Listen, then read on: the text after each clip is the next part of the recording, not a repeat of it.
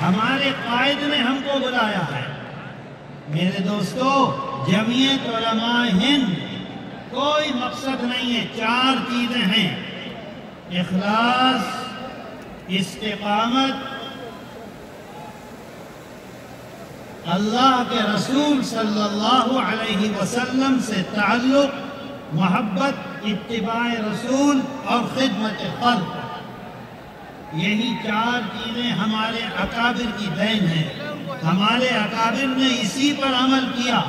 اور ایک بات اور عرض کر دوں، ہمارے جنرل سیکریٹری ہیں حضرت مولانا مفتی معصوم ثاقب صاحب دامت برکاتہم، وہ ابھی کہہ رہے تھے، میں آپ سے عرض کرنا چاہتا ہوں، ہندوستان کا دستور آپ نے بنایا، ہندوستان کا دستور جمعیت علماء ہند نے بنایا، ہندوستان کا قانون جمعیت علماء ہند نے بنایا۔ ہماری ذمہ داری ہے کہ ہم اس قانون کی پاسداری کریں، اس قانون کی حفاظت کریں۔ جمعیت علماء ہند نے کبھی قانون کو اپنے ہاتھ میں نہیں لیا ہے، نہ لینے کی کوشش کی ہے۔ جمعیت علماء ہند جلوس نہیں نکالتی، جمعیت علماء ہند ہنگامے نہیں کرتی۔ میں آپ سے عرض کروں، آپ دیکھیے، میں گیا تھا ایک مرتبہ کرناٹک میں ایک شہر ہے بیلگام میں، وہاں کے علماء نے ایک مجلس بلائی۔ مجھ کو اسٹیج پر بٹھانے کے بعد یہ کہا، ہم تم سے آزادی سے پہلے کی خدمات نہیں سننا چاہتے، آزادی کے بعد تم نے کیا کیا ہے وہ بتاؤ۔ میں نے کہا، میں آزادی کے بعد کی خدمات بھی نہیں بتانا چاہتا ہوں، میں اپنے قائد صدر جمعیت علماء ہند، جانشین شیخ الاسلام، صدر المدرسین دارالعلوم دیوبند، امیر الہند حضرت مولانا سید ارشد مدنی دامت برکاتہم نے آنے کے بعد کیا خدمات انجام دی ہیں، میں صرف اس پر بولوں گا۔ میرے دوستو، آپ ساتھ ہیں تو ہماری آواز میں طاقت ہے، آپ نہیں ہیں تو کوئی طاقت رہے گی؟ میرے بھائیوں، میں آپ کا بہت احسان مند ہوں، ہم سب لوگ احسان مند ہیں۔ جمعیت علماء ہند کی قیادت احسان مند ہے، جمعیت علماء ہند کے صدر محترم احسان مند ہے۔ میں 1-2 باتیں آپ سے عرض کروں، وقت نہیں ہے، نہیں تو میں تفصیل سے آپ کو بتلاتا۔ ابھی آپ نے پچھلے دنوں سنا ہوگا، آسام کے سلسلے میں جمعیت علماء ہند اور جمعیت علماء ہند کی قیادت قانونی لڑائی لڑتی ہے، قانون کو اپنے ہاتھ میں نہیں لیتی، اس بات کو یاد رکھیں۔ سن 51 سے جنگ شروع ہوئی، شیخ الاسلام حضرت مولانا باتیں مت کرو، ہٹاؤ یہاں سے، شیخ الاسلام حضرت مولانا سید حسین احمد مدنی نور اللہ مرقدہ، مجاہد ملت حضرت مولانا حفظ الرحمن رحمت اللہ علیہ، فدائے ملت حضرت مولانا سید اسعد مدنی نور اللہ مرقدہ، انہوں نے 52 میں جنگ شروع کی تھی آسام کی۔ آسام کے بارے میں ہم نہیں جانتے کیا حالات ہیں۔ آسام کا مسئلہ یہ ہے، اس بات کو ذہن میں رکھیں کہ تقریباً 45 لاکھ کتنے 45 لاکھ مسلمانوں کی شہریت کا مسئلہ تھا۔ اگر وہ ہندوستانی شہری بنتے ہیں تو ان کا مکان ان کی جائیداد ان کی جتنی بینک بیلنس ہے وہ ان کا، اور اگر خدا نہ خواستہ یہ فیصلہ ہو جاتا ہے کہ وہ ہندوستانی شہری نہیں ہیں، ادھر سپریم کورٹ فیصلہ کرتا اور اسی لمحے ان کی ہر جائیداد کا مالک گورنمنٹ آف انڈیا ہو جاتا، کچھ نہیں بچتا، ان کو ایک ورک پرمٹ دیا جاتا۔ قائد ملت صدر جمعیت علماء ہند حضرت مولانا سید اسعد مدنی اور ان کی قیادت میں جمعیت علماء آسام اور جمعیت علماء آسام کے کارکنان، مولانا عبدالرشید جمعیت علماء آسام کے جنرل سیکریٹری ہیں، وہ بیٹھے ہوئے یہاں، جمعیت علماء آسام کے صدر مولانا مشتاق انصر اور ان کے ساتھیوں نے 13 سال کتنی ہیئرنگ ہوئی؟ 53 ہیئرنگ. کہاں؟ سپریم کورٹ آف انڈیا میں، جہاں وکیل سانس لینے کا بھی پیسہ لیتا ہے. بڑے بڑے وکیل، کپل سبل، سلمان خورشید، اندرا جے سنگھ اور اس طرح کے وکیل 53 50 اور 53 ہیئرنگ 11 سال. سن 2000 مولانا عبدالرشید کب شروع ہوا تھا؟ 2000. ارے بولو نا.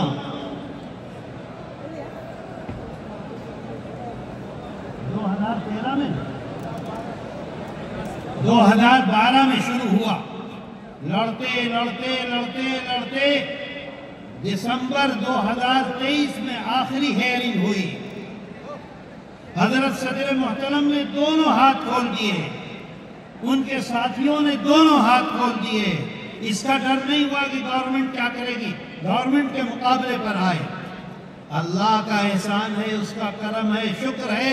آپ نے سنا 2 ہفتہ پہلے سپریم کورٹ آف انڈیا نے قانون کی پاسداری کی، قانون کی حفاظت کی. آج ہمارا اجلاس آئین ہند کنونشن ہے، ہندوستان کے دستور، ہندوستان کا سنویدھان اور ہندوستان کے آئین کی حفاظت کرتے ہوئے فیصلہ آپ کے حق میں دیا. آپ کے حق میں دیا. نتیجہ کیا ہوا؟ 45 لاکھ آدمیوں کی زندگی بچ گئی. آپ سوچئے ایک لمحے کے لیے ایک آدمی کے دل سے اگر دعا نکلے گی تو آپ کے لیے اللہ کتنی آسانیاں پیدا کرے گا. میرے دوستو، کہاں کہاں تک سناؤں، وقت نہیں ہے. آپ اس بات کو یاد رکھیے، اگر ہندوستان میں مدارس ہیں تو ہماری مسجدیں آباد ہیں. مدارس ہیں تو ہمارا قرآن محفوظ ہے. مدارس ہیں تو ہمارے جنازے کی نمازیں محفوظ ہیں. مدارس ہیں تو ہماری دعویاں محفوظ ہیں. مدارس ہیں تو ہمارے بچوں کا ایمان محفوظ ہے. اگر مدارس ختم ہو جائیں گے کچھ باقی رہے گا؟ اور 100 سال کے بعد کوئی مسئلہ بتلائے گا؟ عصر کی نماز میں 4، مغرب میں 3، عشاء میں 4، کوئی 100 سال کے بعد بتلانے والا ہوگا؟ میرے دوستو، اللہ کا شکر، اس کا احسان. آپ کھڑے ہوئے، آپ کی قیادت کھڑی ہوئی، آپ کی جماعت کھڑی ہوئی. آپ مجھ سے زیادہ ملک کے حالات جانتے ہیں. سپریم کورٹ میں پہنچ گئے اور سپریم کورٹ سے جا کے یہ بچہ موجود ہے، یہاں ہو، چلو جلدی سے. یہ میرا پوتا ہے کام. اس نے اس سلسلے میں بہت محنت کی، تیار کیا. کیا کہتے ہیں PIL ساری چیزیں تیار کی، اس کے ساتھیوں نے تیار کی، حضرت صدر محترم کے حکم پر تیار کی. جسٹس سہیل احمد صدیقی، ابھی وہ ہمارے وکیل صاحب آنے والے ہیں، فضل ایوبی صاحب، سب نے مل کر سپریم کورٹ ہمیں پورا اختیار دیتا ہے. اے بھائی اے، وہ کہاں ہے دستور، وہ تجویز.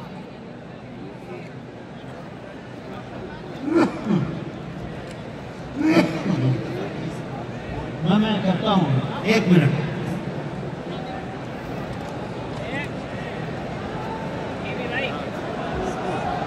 نہیں یہ نہیں.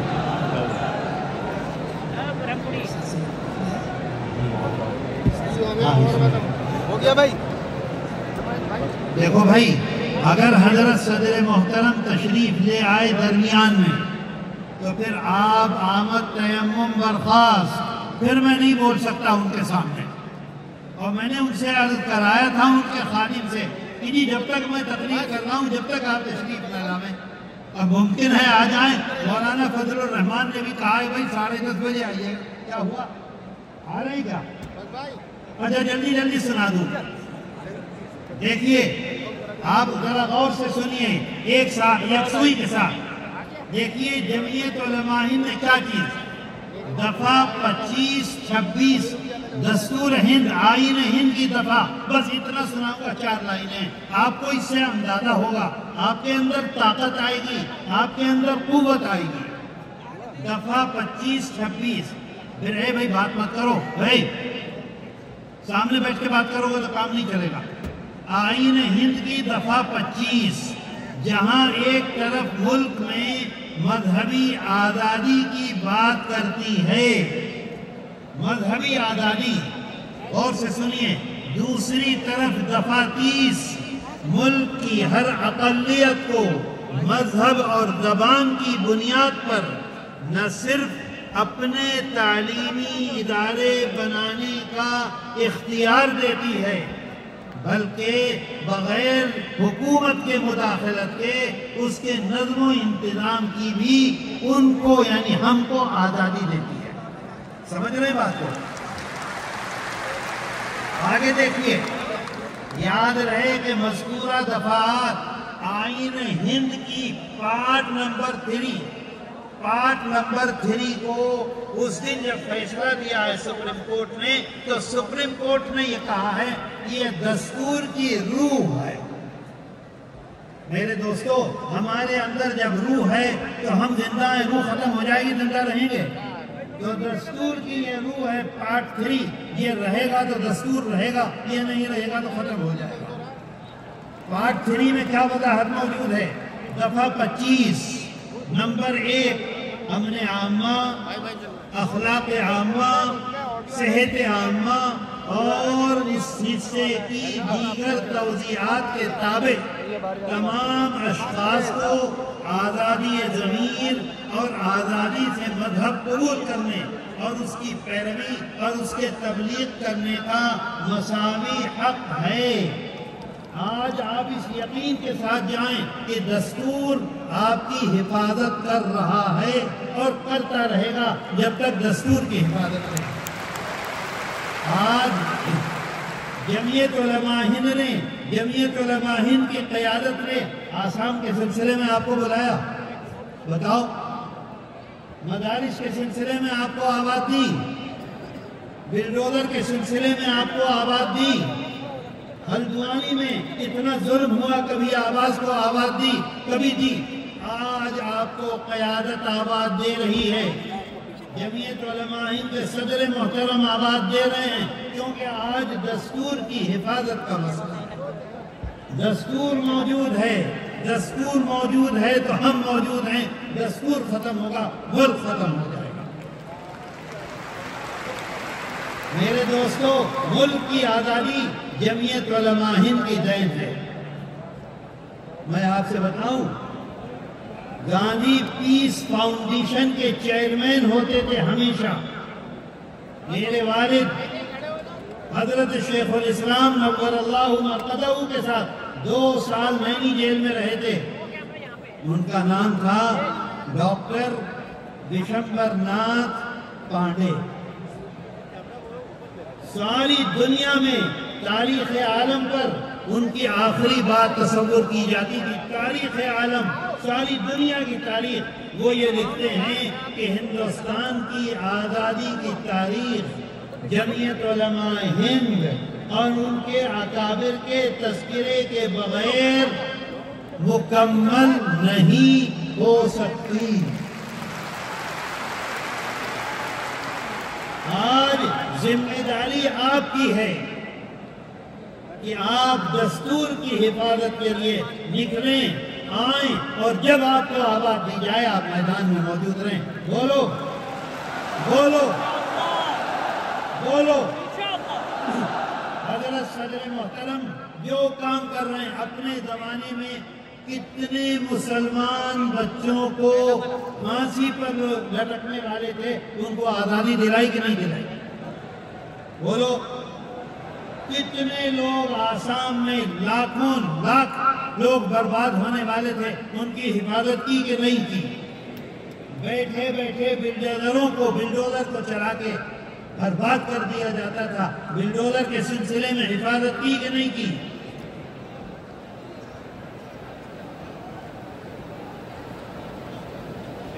اور اس وقت مدارس کے سلسلے میں مدارس کی حفاظت کے لیے سامنے آئے کہ نہیں آئے؟